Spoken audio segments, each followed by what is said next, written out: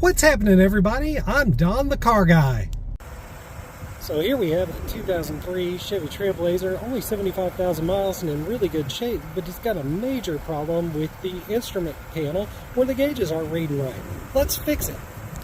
So what you can see here is all the gauges are stuck, especially the speedometer, in the wrong position.